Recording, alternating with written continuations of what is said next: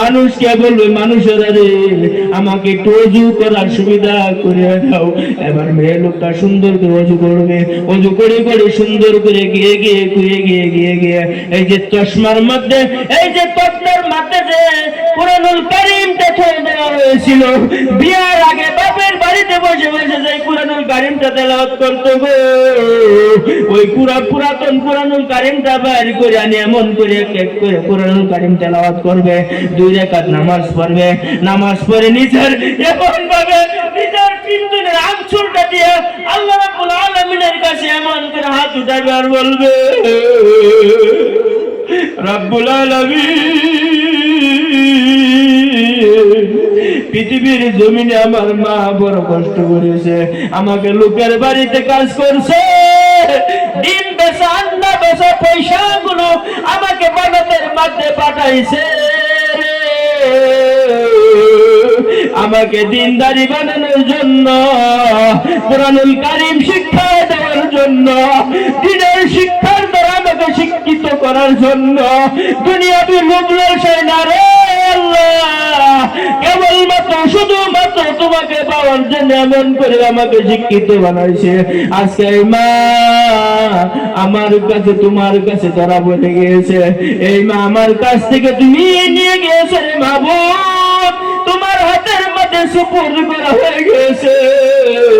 আমি বানাত পারা মেয়েটা মার জন্য এমন করে দোয়া করে দিলাম। আল্লাহ রাব্বুল আলামিন বলে,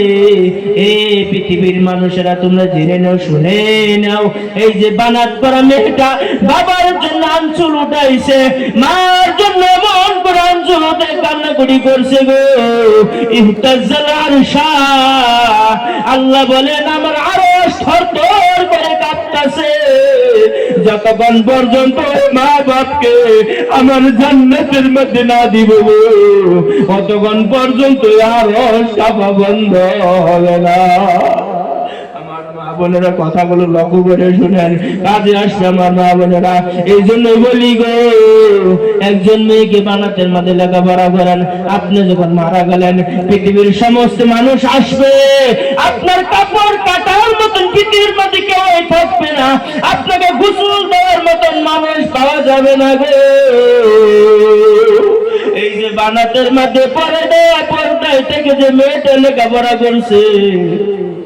বানাতের মধ্যে ও আসাতে জায়গায়